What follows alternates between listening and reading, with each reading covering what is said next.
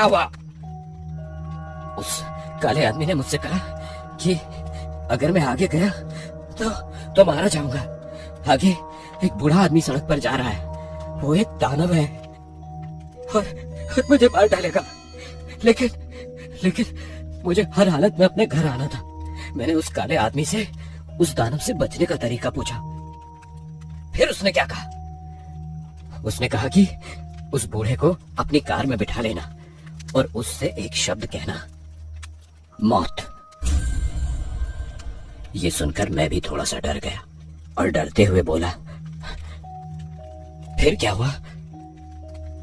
रास्ते में उस बूढ़े व्यक्ति ने मुझे कार रोकने के लिए कहा। वो बूढ़ा बहुत खतरनाक लग रहा था। उसके पास में एक काले रंग का बैग था। वो कार के अंदर बैठ गया। मुझे ऐसा लग रहा था जैसे बूढ़ा मुझे अभी मार डालेगा। मैंने डरते हुए कहा, मौत। इतना कहकर रॉकी खामोश हो गया। मैं फिर गुस्से से बोला, तो फिर क्या हुआ? ये सुनकर वो बूढ़ा थर-थर कांपने लगा और अपने दिल पर हाथ रख लिया और अपनी आंखें बंद कर ली। आगे क्या हुआ? मैंने जब कार रोककर उसकी सांसें चेक की तो वो मर चुका था। ये सुनकर मैं थर-थर कांपने लगा। मैंने डर के मारे उसकी लाश वहीं सड़क के किनारे फेंक दी। वो बूढ़ा आदमी मुझे आते वक्त उस घाट के पास हर जगह खड़ा दिखाई दिया था। वो मुझे अपनी बगल वाली सीट पर बैठा हुआ भी नजर आया था। वो मेरे पीछे पड़ा है, वो मुझे मार डालेगा। दोस्त, मुझे बचा ले, मैं मरना नहीं चाहता। वो अब भी यहीं कहीं है। रॉकी की ये बात सुनकर मैं थर थर कांपने लगा और डरते हुए अपने कमरे में चारों ओर अपनी नजर दौड़ा दी, लेकिन वहां कोई नहीं था। रॉकी अब भी बहुत डरा हुआ था और बार बार दरवाजे की ओर देखे जा रहा था। मैंने कुछ सोचते हुए उससे पूछा, लेकिन वो बैग कहाँ है? ये सुनकर रॉकी डर गया और बोला, वो मेरी कार के अंदर ही है। हो सकता है उसकी आत्मा उस बैग के पीछे पड़ी हो। उस बैग में है क्या? रॉकी डरते हुए कंपकपाती आवाज के साथ बोला, मुझे नहीं मालूम। देख रॉकी, आज नहीं तो कल पुलिस तुझ तक पहुंची जाएगी और फिर तुझे फांसी पर चढ़ा देगी। अब तो बचने का एक ही रास्ता है। वो क्या? वो बैग वापस उसकी लाश के पास फेंका। ये सुनकर रॉकी थर थर कांपते हुए बोला, मैं वो वापस नहीं जाऊंगा। प्लीज दरवाजा मत खोलना, वो बूढ़ा बाहर ही खड़ा होगा। मुझे बहुत डर लग रहा है। हालांकि डर तो मुझे भी बहुत लग रहा था। शरीर पूरी तरह से बर्फ की तरह जम चुका था, लेकिन मैंने कुछ साहस जुटाते हुए कहा, रॉकी, तू फांसी से बचना चाहता है ना?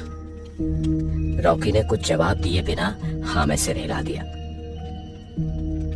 तो चल मेरे साथ। लेकिन कहाँ? वो बैग लेने के लिए। मुझे बहुत डर लग रहा है। अरे कुछ भी नहीं होगा, तो चल मेरे साथ। इतना कहकर मैंने उसका हाथ पकड़ा और दरवाजे के पास ले गया। मैंने डरते हुए कपकपाते हाथों से दरवाजा खोला और चारों ओर नजर दौड़ाई। बाहर कोई भी नहीं था, सिर्फ काला अंधकार छाया हुआ था। सामने रॉकी की कार खड़ी थी। हम दोनों डरते हुए उस कार के पास गए। कार की पीछे की सीट पर एक काले रंग का बैग रखा हुआ था। मैंने खिड़की खोली, वो बैग उठाया और हम दोनों डरते हुए तेजी से भागकर फिर से घर के अंदर घुस गए और दरवाजा बंद कर लिया। मैंने उस बैग को देखते हुए कहा, इस बैग में आखिर है क्या? पैसे या कुछ और? मैंने उस बैग को खोला।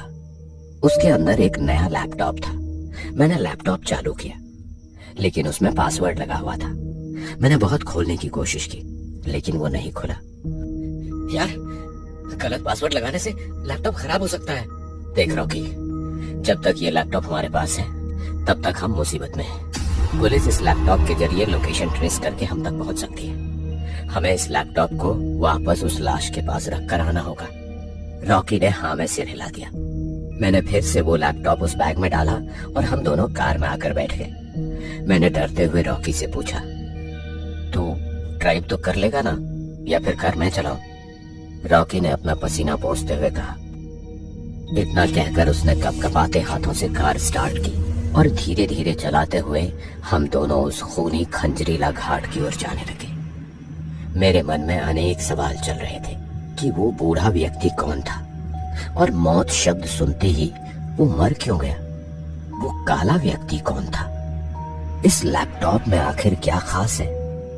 वो काला व्यक्ति उस बूढ़े व्यक्ति से क्या लेना चाहता था। क्या उसने दानव की झूठी कहानी बनाई थी। ये पहेली मुझे कुछ कुछ सुलझती हुई नजर आ रही थी। मैं अचानक से अपने आप से बोल पड़ा, साजिश। ये सुनकर रॉकी थोड़ा सा डर गया और कार की गति और भी धीमी कर दी। मैं रॉकी की ओर देखकर बोला, मैं समझ गया कि उस आदमी को साजिश रचकर मारा गया था। ये एक हत्या थी।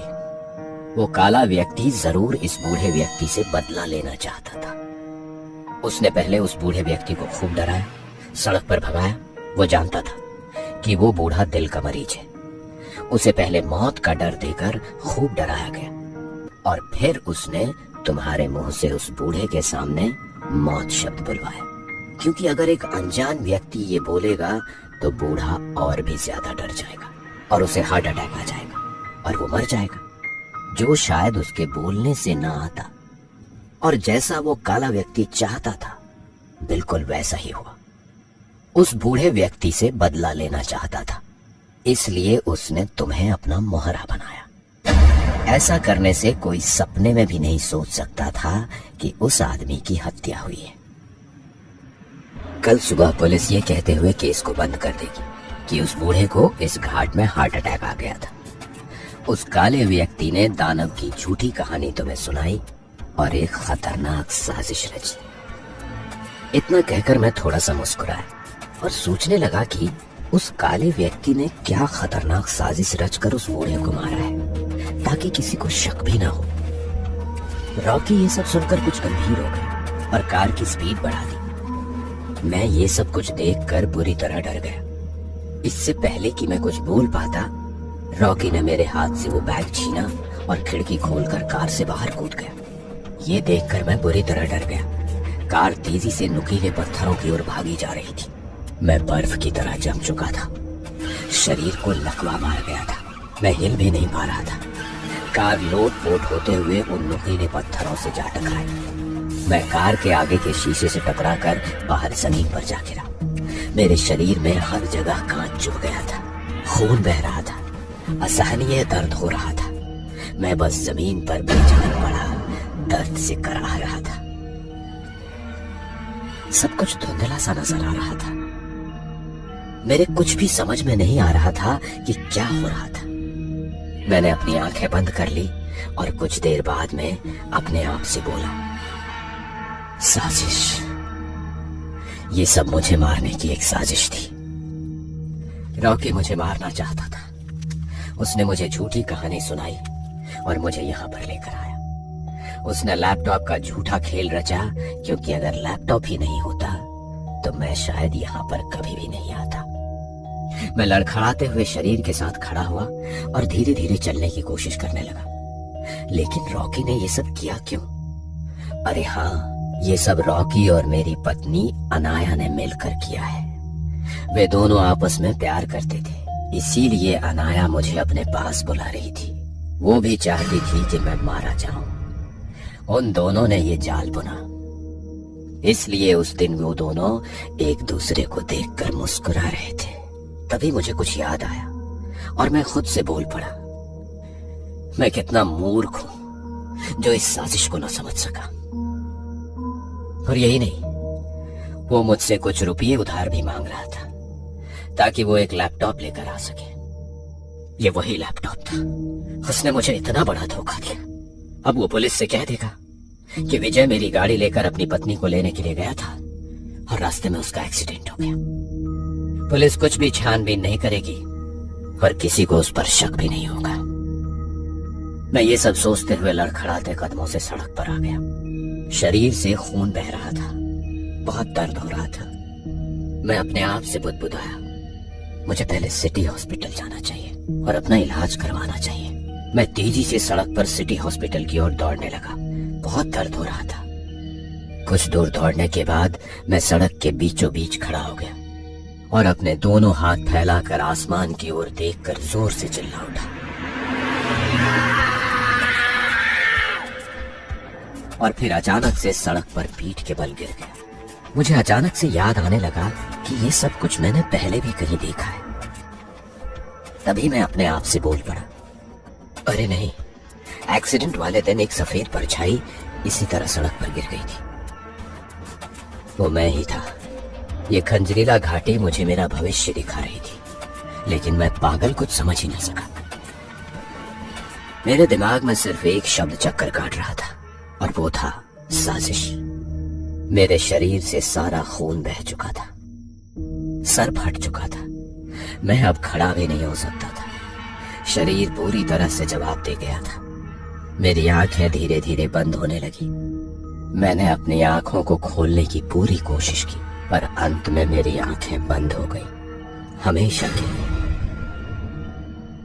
और इस तरह खंजरीला घाट को एक नया शिकार मिल गया और साथ ही एक साजिश अंजाम तक पहुंच गई।